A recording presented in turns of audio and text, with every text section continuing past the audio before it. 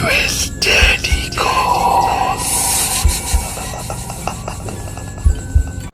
নমস্কার বন্ধুরা, টুইস্টেড ইকোজের এই চ্যানেলে প্রতি শনিবার রাত ঠিক 9টার সময় তোমাদের ভীষণই অদ্ভুত অদ্ভুত ভৌতিক ও অলৌকিক নানা রকম গায়ে কাঁটা দেওয়ার মতো ঘটনা ও গল্প শোনানো হয়।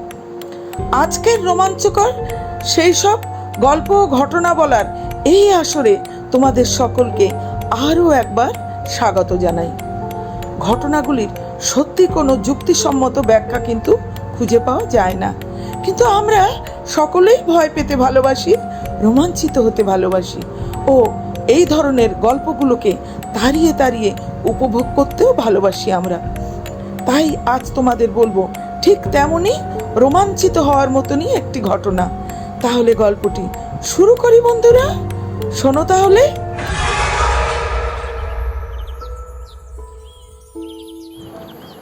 বঙ্কিম চ্যাটার্জি হলেন একজন ব্যাচেলার মানুষ। তিনি পরিচিত সকলের কাছে বঙ্কু বাবু, বঙ্কু কাকু বা বঙ্কুদা বলেই পরিচিত।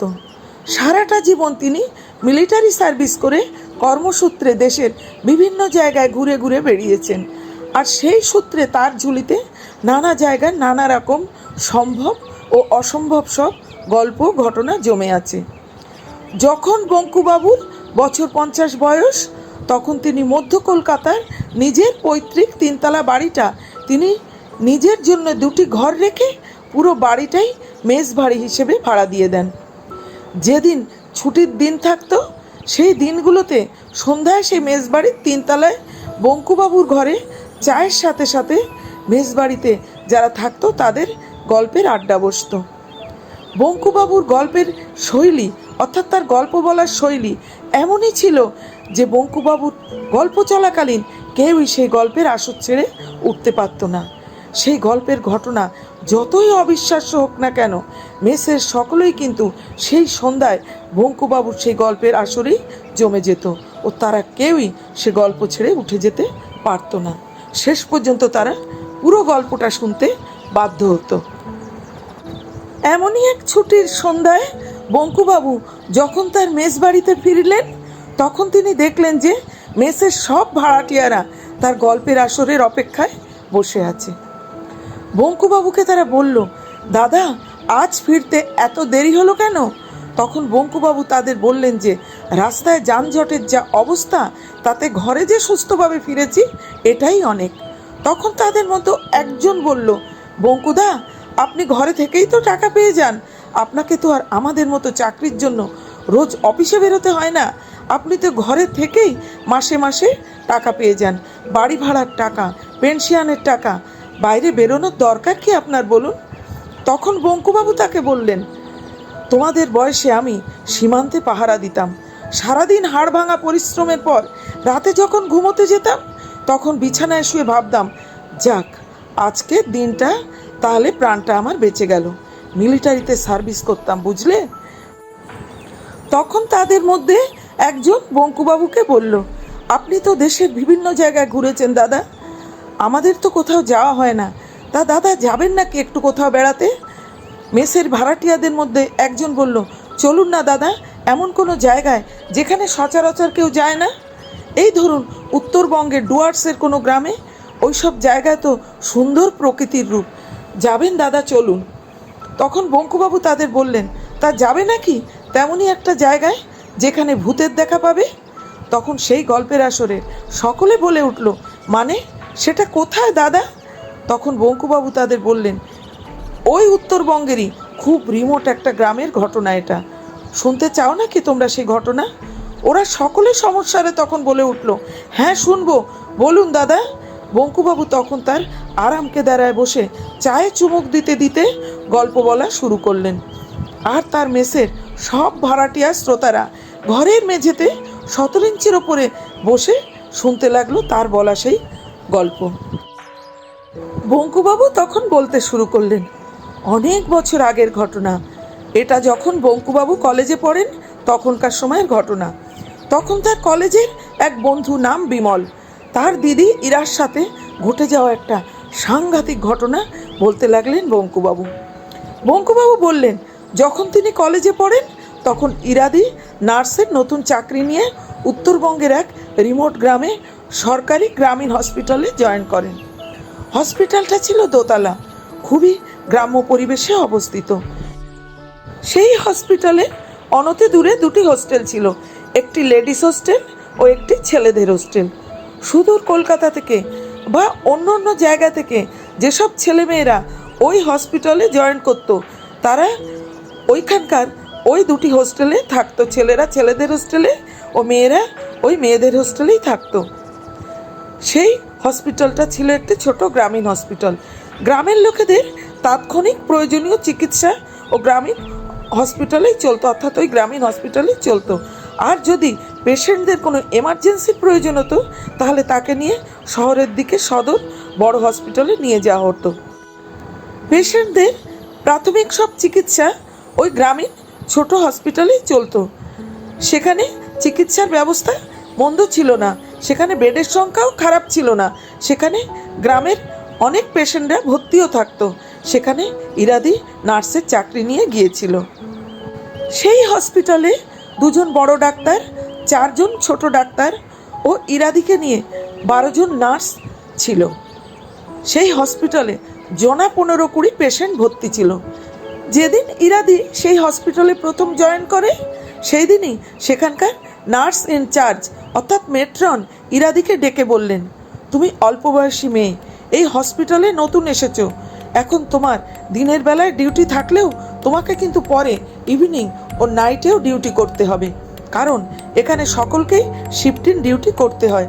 তখন ইরাদি তাকে বলল, ঠিক আছে ম্যাডাম। তখন মেট্রন বললেন, যদি এখানে অর্থাৎ এই হসপিটালে কখনো কিছু দেখো, তাহলে তাকে ইগনোর করো।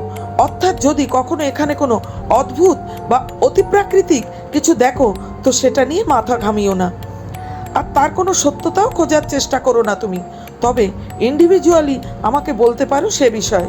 তখন ইরাদি মেট্রনের কথায় অবাক হয়ে তাকে বলল, মানে কি অদ্ভুত বা অতিপ্রাকৃতিক জিনিস দেখবো ম্যাডাম? তখন মেট্রন ইরাদিকে বলল, কিছু না, যদি কোনো বিষয়ে কিছু জানার থাকে তো আমাকে তখন বলো তুমি।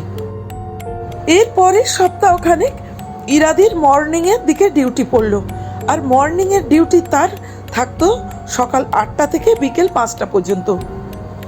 আর এটা কটা দিন তেমন কোনো অসুবিধাই হলো না করতে ইরাদির। তার মধ্যে ইরাদি দোতলার 2টি ওয়ার্ডের পেশেন্টদের দেখাশোনা করার জন্য যেত।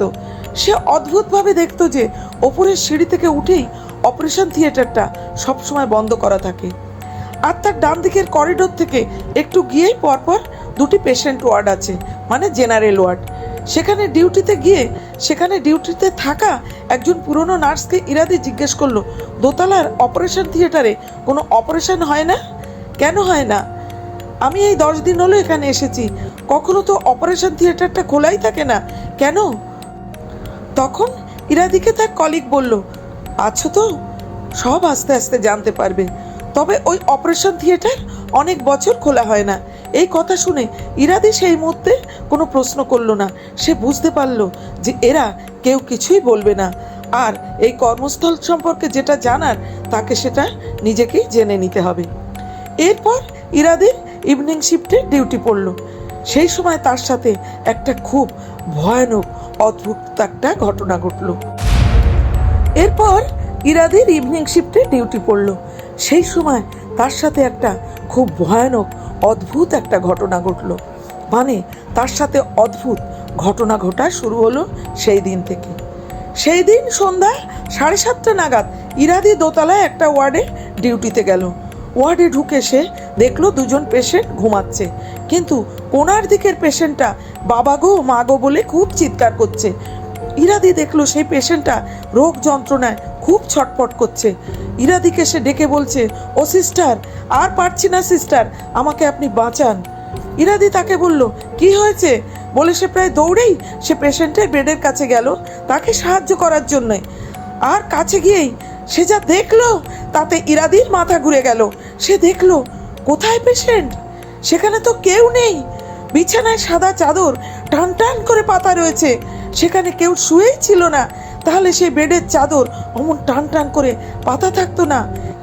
ইরাদি এই অদ্ভুত অসম্ভব ঘটনা দেখে অবাক হয়ে ভাবলো যে এটা কি করে সম্ভব। সেই ওয়ার্ডে ঢুকে নিজে দেখলো যে একজন পেশেন্ট রোগ যন্ত্রণায় ছটফট করছে, আর সিস্টার আমাকে বাঁচান বলে চেঁচাচ্ছে। আর সেই মুহূর্তে ওই বেডের কাছে গিয়ে সে দেখলো কেউ কোথাও নেই। এটা কি করে সম্ভব? সঙ্গে সঙ্গে ইরাদি সেই মেট্রনের সতর্কবাণী তার মনে পড়ে গেল। ইরাদি যেদিন প্রথমে সেই হসপিটালে জয়েন করেছিল সেই দিনই তিনি তাকে বলেছিলেন, অর্থাৎ সেই মেট্রন ইরাদিকে বলেছিলেন যে এই হসপিটালে যদি অদ্ভুত বা অপ্রাকৃতিক কিছু দেখো তাহলে তার সত্যি মিথ্যে যাচাই করতে যেও না, যেটা দেখবে সেটাকে ইগনোর করো। ইরাদির কেমন যেন গা ছমছম করতে লাগলো। সে বুঝতে পারলো যে তার সাথে যে অসম্ভব ঘটনাটা সেই মুহূর্তে ঘটলো সেটা ছিল একটা ভৌতিক ঘটনা। ও দুজন পেশেন্টকে ঘুমাতে দেখে সে তখন সেখান থেকে যতটা তাড়াতাড়ি সম্ভব বেরিয়ে গিয়ে যতটা তাড়াতাড়ি সম্ভব করিডোর থেকে হেঁটে হেঁটে বেরিয়ে আসতে লাগলো। যখন ইরাদি করিডোর থেকে হেঁটে বেরিয়ে আসছিল তখন সে তার পেছনে আরও একটা পায়ের আওয়াজ শুনতে পেল। ইরাদি পেছন ফিরে কিন্তু কাউকে দেখতে পেল না, অথচ পায়ের আওয়াজটা কিন্তু হয়েই যাচ্ছিল। ইরাদির পিঠের শীত দাঁড়াবে একটা হিম শীতল স্রোত নেমে গেল। সে তখন প্রায় দৌড়েই নিচে নেমে নিচের ফ্লোরে চলে আসলো। এরপর ইরাদি একতলার ওয়ার্ডে এসে একটা চেয়ারে বসে হাঁপাতে লাগলো। তাকে দেখে নিচে ডিউটিরত সে মেট্রন ইরাদির কাছে এগিয়ে এসে জিজ্ঞেস করলেন কি হয়েছে, কারণ তিনি বুঝতে পেরেছিলেন যে ইরাদির সাথে এমন কিছু ঘটেছে যার কারণে ইরাদি খুব ভয় পেয়েছে। ইরাদি তখন মেট্রনের কাছে দোতলার ওয়ার্ডে তার সাথে ঘটে যাওয়া ঘটনা সব খুলে বলল। সেই সব ঘটনা শুনে মেট্রন তাকে বললেন, আমি তোমাকে প্রথম দিনই বলেছিলাম যে এখানে অদ্ভুত ও অতিপ্রাকৃতিক কোনো ঘটনা তুমি হয়তো দেখতে পাবে, সেগুলির কোনো সত্যতা যাচাই করতে যেও না আর সেগুলিকে ইগনোর করো। আমরাও তাই করি। দেখো, তুমি সবে এখানে জয়েন করেছো আর এটা সরকারি চাকরি সেটাও জানি, তবুও তোমাকে বলছি তুমি ছেলে মানুষ, তুমি একজন ট্রেন্ড নার্স, তুমি চেষ্টা করলে অন্য কোথাও চাকরি পেয়ে যাবে। তাই যদি ভয় পেয়ে যাও তাহলে এই চাকরিতে তুমি রিজাইন দিতে পারো। আর রাত 8টা বেজে গেছে, তোমার তো ছুটির টাইম হয়ে গেছে, তুমি হোস্টেলে ফিরে যাও। আর ওয়ার্ড বয় নবীন তোমাকে হোস্টেলে পৌঁছে দিয়ে আসছে। তখন ইরাদি সে মেট্রনকে বলল, ম্যাডাম আমি নিজেই চলে যেতে পারবো, আর অনেক কষ্ট করে এই চাকরিটা আমি পেয়েছি, সরকারি চাকরি, তাই কলকাতা থেকে এতটা দূরে চাকরিটা করতে এসেছি। এই চাকরি আমি ছাড়বো না ম্যাডাম, আপনারাও তো করছেন, আরও অনেকেই করছে, তাহলে আমি কেন পারবো না বলুন? আমি পারবো ম্যাডাম। তখন মেট্রন ইরাদির কথায় খুশি হয়ে বললেন, এই তো ব্রেভ গার্ল, নিশ্চয়ই তুমি পারবে, সকলে পারছে, তুমি কেন পারবে না? শুভরাত্রি, তাহলে বাড়ি যাও এখন। এরপরে আরও একদিন ইরাদির ইভিনিং শিফটে ডিউটি পড়ল। সে সন্ধ্যা 7:20 নাগাদ দোতলার একটি ওয়ার্ডের একজন পেশেন্টের জন্য ইঞ্জেকশন রেডি করে নিয়ে দোতলায় গেল। আর সিঁড়ি দিয়ে ওপরে ওঠার সময় ইরাদি অবাক হয়ে দেখল যে দোতলার সিঁড়ির সামনে দীর্ঘদিন বন্ধ হয়ে থাকা অপারেশন থিয়েটারের মধ্যে আলো জ্বলছে। আর করিডোর থেকে ডিউটিরত একজন অচেনা নার্স দুহাতে একটা ট্রে নিয়ে ব্যস্ত পায়ে তাড়াতাড়ি করে হেঁটে এসে ওই অপারেশন থিয়েটারের মধ্যে ঢুকে গেল। আর অপারেশন থিয়েটারের দরজাটা আবার বন্ধ হয়ে গেল, অর্থাৎ অপারেশন থিয়েটারের মধ্যে অপারেশন চলছে, সেটা ইরাদি বুঝতে পারল। ইরাদি তখন ভাবলো যে এটা ছোট হসপিটাল, এর মধ্যে কারো অপারেশন চললে তো ইরাদির জানারই কথা। বিকেলের দিকেও সে একবার দোতলার ওয়ার্ডের কাজে এসেছিল, কিন্তু তখন সে কিছু দেখেনি। তো ইরাদি খুব অবাক হয়ে গেল। তারপর সেই অপারেশন থিয়েটারের সামনে খানিকক্ষণ দাঁড়িয়ে থাকলো ইরাদি। তারপর ইরাদি তার ওয়ার্ডের দিকে এগিয়ে গেল যেখানে সে কাজে এসেছিল। তখন সেখানে সে দেখলো তার সিনিয়র নার্স রেবাদি সেই ওয়ার্ডের মধ্যে ডিউটি করছে। ইরাদি তখন যে পেশেন্টের জন্য ইঞ্জেকশনটা রেডি করে নিয়ে এসেছিল তাকে ইঞ্জেকশনটা দিয়ে রেবাদিকে বলল, রেবাদি, অপারেশন থিয়েটারে কার অপারেশন চলছে জানো কিছু? আর কোন কোন ডক্টর ও নার্স ওখানে ডিউটিতে আছেন তাও তো জানতে পারলাম না কিছু। একজন নার্সকে অবশ্য দেখলাম, কিন্তু তাকে তো চিনতেও পারলাম না। তুমি জানো কিছু? ইরাদির সেই কথা শুনে সিনিয়র নার্স রেবা অবাক হয়ে গেল। সে বলল, এসব কি বলছো তুমি? কিছুই তো বুঝতে পারছি না আমি। তুমি সত্যি দেখেছো যে অপারেশন থিয়েটারে অপারেশন চলছে এখন? ইরাদি তখন জোরের সাথে বলল, হ্যাঁ, আমি এখনই দেখে এলাম। আর কিছুক্ষণ অপারেশন থিয়েটারের সামনে আমি দাঁড়িয়েও ছিলাম। আর একজন অপারেশন থিয়েটারের ডিউটিরত নার্স হাতে একটা ট্রে নিয়ে ওই অপারেশন থিয়েটারের মধ্যে স্তত্র পায়ে অর্থাৎ তাড়াতাড়ি ঢুকে গেল। তখন নার্স রেবা সেই কথা শুনে ইরাদিকে বলল, কই চলো তো দেখে আসি। বলে তারা দুজন দ্রুত করিডোর পার হয়ে সেই অপারেশন থিয়েটারের সামনে এসে দেখে যে কোথায় কি, অপারেশন থিয়েটারের মধ্যেটা তো অন্ধকার ঘুটঘুট করছে, কোনো আলোই জ্বলছে না সেখানে। তখন তাই দেখে ইরাদি বলল, এটা কি করে সম্ভব?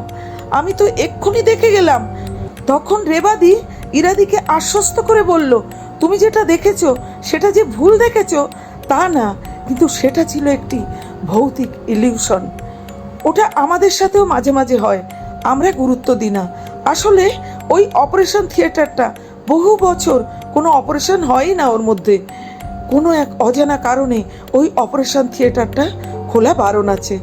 এখানে কোনো পেশেন্টের অপারেশন করার মতো কোনো এমার্জেন্সি হলে তাকে শহরের সদর হাসপাতালে নিয়ে যাওয়া হয়। এটা একটা ছোট গ্রামীণ হাসপাতাল, তবে শুনেছি বহু বছর আগে এই হসপিটালেও অপারেশন থিয়েটারে অপারেশন হতো। তারপর কোনো এক অজানা কারণে অনেক বছর আগে ওই অপারেশন থিয়েটার আর খোলা হয়নি এতদিন ধরে। আমি আমার চাকরিতে জয়েন করার পর থেকে ওটা কোনোদিন খুলতেও দেখিনি, কিন্তু তোমার মতো আমরাও রাতের ডিউটি চলাকালীন ওই অপারেশন থিয়েটারের মধ্যে আলো জ্বলতে দেখে মনে হয় যেন ভেতরে অপারেশন চলছে, কিন্তু আমরা গুরুত্ব দিই না, দাঁড়াইও না ওখানে, কারণ আমরা জানি যেটা দেখছি সেটা আসলে ভুল, সেটা একটা ইলিউশন। এর কিছুদিন পর থেকেই অন্য সব নার্সদের মতোই ইরাদিরও ওই হসপিটালে নাইট শিফটে ডিউটি পড়ল। ততদিনে ইরাদি মনের দিক থেকে যথেষ্ট শক্ত হয়ে গিয়েছিল। সে মনে মনে ভেবেছিল, যাই হয়ে যাক, আমি কিছুতেই পিছু হটে যাব না। এই হসপিটালে আমি ছাড়াও আরও তো অনেকে কাজ করে, তাদের সাথেও তো নিশ্চয়ই ভৌতিক ঘটনা ঘটে। তাহলে তারা যখন সেগুলোকে ইগনোর করে এখানে চাকরি করছে, তাহলে আমি কেন পারবো না? আর যা কিছু অদ্ভুত ভুতুড়ে ঘটনা ঘটে সেসবগুলো তো দোতলার ফ্লোরেই হয়, আর রাতের বা সন্ধ্যার পরের দিকের ডিউটি চলাকালীনই সেই ভৌতিক ঘটনাগুলি ওপরের ফ্লোরে হয়, কিন্তু পেশেন্টদের সাথে কখনো কিছু হয় না। আর দিনের বেলাতে তো কিছুই হয় না, কারণ দিনের বেলায় ইরাদি অনেকবার ওপরের ফ্লোরে গেছে, কখনো কিচ্ছু হয়নি। আর নিচের ফ্লোরে কোনো সময়ই কিছু হয় না, না দিন না রাত। তাই ওপরে যদি কিছু কখনো অপ্রাকৃতিক কিছু দেখিও, তাহলে সেটা ইগনোর করব, পাত্তাই দেব না, কিন্তু চাকরি ছাড়ার কথা কখনো মাথায় আনবো না। এইসব কথা ভাবতে ভাবতে সেদিন নাইট ডিউটি চলাকালীন রাত্রি 11:15 নাগাদ ইরাদি একবার ওপরের জেনারেল ওয়ার্ডে একবার রাউন্ড দিতে গেল। আর এটা তাদের করতেই হয়, কারণ এটা তাদের ডিউটির মধ্যেই পড়ে। এই কারণেই যে কোনো পেশেন্টের কোনো অসুবিধা হচ্ছে কিনা সেটা দেখার জন্যে তাদের মাঝে মাঝে সব ওয়ার্ডগুলোতে ঘুরে ঘুরে ডিউটি দিতে হয়। আর তখন ওপরে তার ডান দিকের করিডোর থেকে যাওয়ার সময় ইরাদি দেখলো যে ওপরের ফ্লোরের জেনারেল ওয়ার্ডের 14 নম্বর বেডের একজন পেশেন্ট তার ডান দিকের করিডোর থেকে সিঁড়ি দিয়ে দৌড়ে চলে যাচ্ছে। তখন তাকে দেখে ইরাদি চিৎকার করে বলল, এ কি, আপনি আপনার বেড থেকে উঠেছেন কেন? আর ইরাদির কথার কোনো উত্তর না দিয়ে সেই পেশেন্ট ইরাদির পাশ থেকে দৌড়ে সিঁড়ি থেকে নিচে নেমে যেতে লাগলো। আর তখন ইরাদি তাকে চেঁচিয়ে বলল, আরে আপনি এ করছেন কি? রাতে এই অসুস্থ শরীরে আপনি যাচ্ছেনটা কোথায়? পড়ে যাবেন তো। কি আশ্চর্য, কি করছেন কি এটা আপনি? কিন্তু সেই পেশেন্ট ইরাদির কোনো কথার কোনো উত্তর না দিয়ে দৌড়ে সিঁড়ি দিয়ে নিচে নেমে চলে গেল। ইরাদি তখন ওয়ার্ডের মধ্যে ঢুকে রাউন্ড দিতে দিতে গিয়ে তখন যেটা দেখলো সেটা দেখে ইরাদির পিঠের শিরদাঁড়া বেয়ে একটা ঠান্ডা স্রোত বয়ে গেল। ইরাদি তখন ভীষণ অবাক হয়ে দেখলো যে সব পেশেন্টদের মধ্যে 14 নম্বর বেডের সেই পেশেন্টও তখন অকাতরে ঘুমোচ্ছে। আর এটা দেখে ইরাদি তাজ্জব হয়ে গেল। সে ভাবলো যে এই 14 নম্বর বেডের পেশেন্টকে ইরাদি এই মাত্র করিডোর থেকে ছুটে ইরাদির পাশ থেকে সিঁড়ি দিয়ে নিচে নেমে চলে যেতে দেখেছে।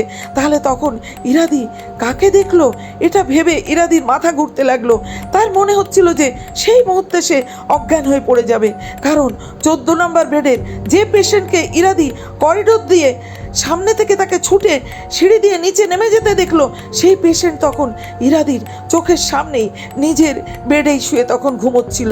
আর এই ভয়ানক ভুতুড়ে কাণ্ড দেখে ইরাদির সারা শরীর তখন থরথর করে কাঁপছিল। কি ভয়ানক ব্যাপার সেটা ভেবে ইরাদি মনকে শক্ত করতে কিছুতেই পারছিল না। তবুও সে মনকে শক্ত করে কিছুক্ষণ চেয়ারে বসলো আর মনে মনে ভাবলো তাকে অনেক সাবধান হতে হবে।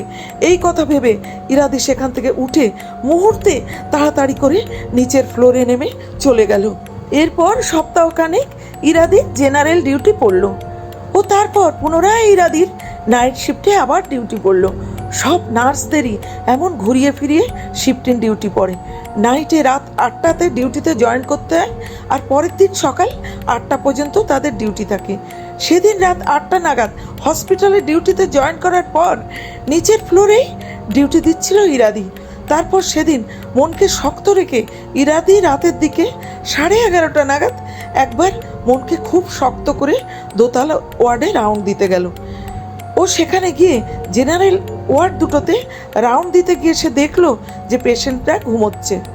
তারপর সেখান থেকে বেরিয়ে যখন ইরাদি করিডোর দিয়ে হেঁটে আসছিল তখন সে তার পেছনে আরও কারোর খসখস করে হেঁটে আসার আওয়াজ পেতে লাগলো।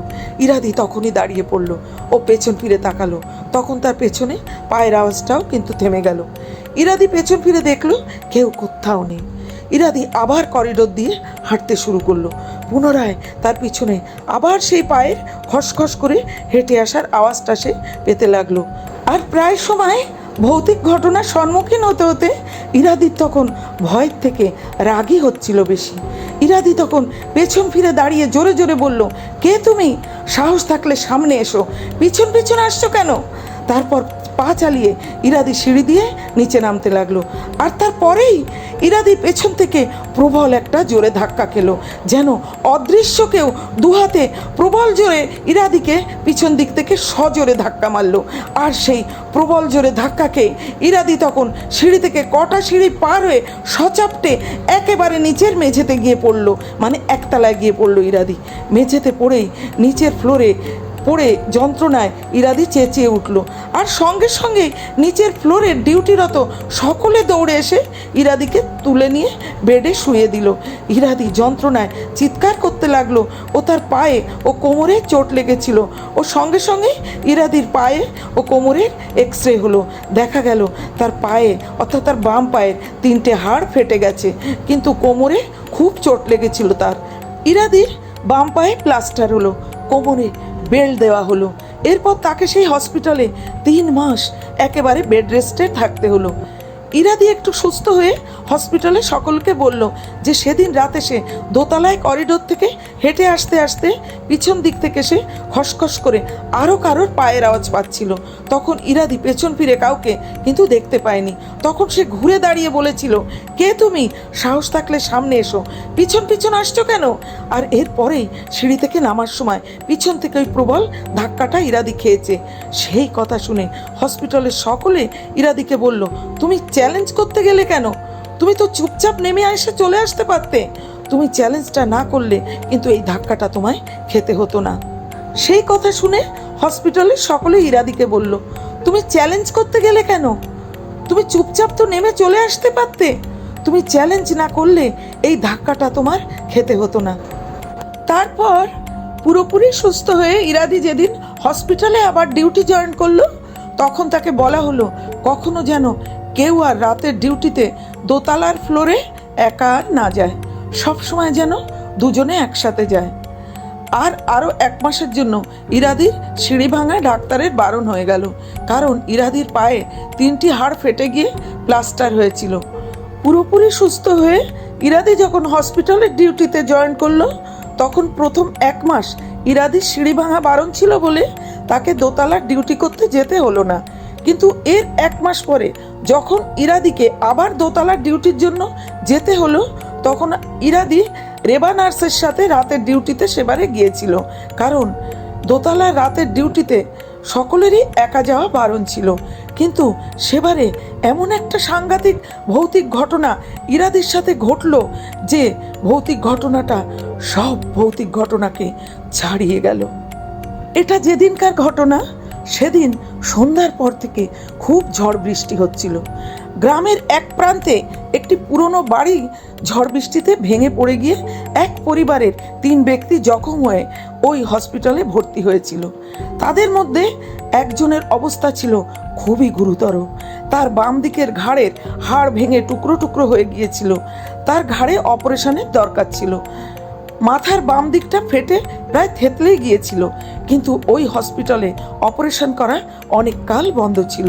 কিন্তু ওই পেশেন্টকে ওই অবস্থায় শহরের সদর হাসপাতালে নিয়ে যাওয়া অসম্ভব ছিল। ঠিক হলো শহরের সদর হাসপাতাল থেকে অপারেশনের জন্য ডাক্তার আনা হবে, আর সেই ডক্টরকে আনার জন্য হসপিটালের এক জুনিয়র ডাক্তার বাইক নিয়ে বেরিয়ে গেল। দোতলার অপারেশন থিয়েটারটাকে 2 জন সুইপার মিলে পরিষ্কার পরিচ্ছন্ন করে ফেললো। এরপর ইরাদি ও সিস্টার রেবাদি দুজনে মিলে অপারেশন থিয়েটারের মধ্যে ঢুকে সব কিছু তদারকি করতে লাগলো। তখন রাত 10টা বেজে গেছে। বড় হসপিটালের থেকে ডাক্তারকে নিয়ে আসলেই ওই মুমূর্ষ রোগীর অপারেশন শুরু হবে।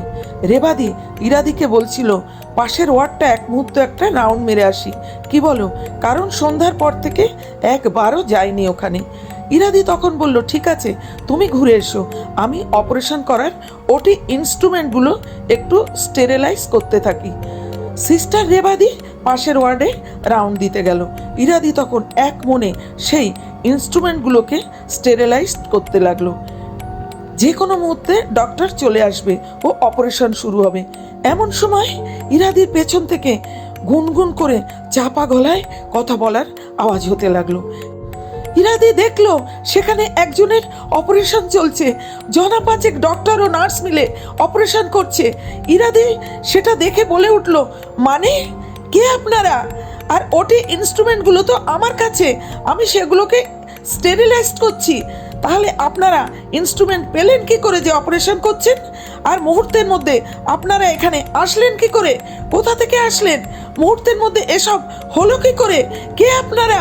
তখনই তাদের মধ্যে একজন নার্স মুখের মাস্কটাকে নামিয়ে ইরাদির দিকে চোখ বড় বড় করে তাকিয়ে ঠোঁটে তর্জনী ঠেকিয়ে করে শব্দ করে চুপ করতে বলল।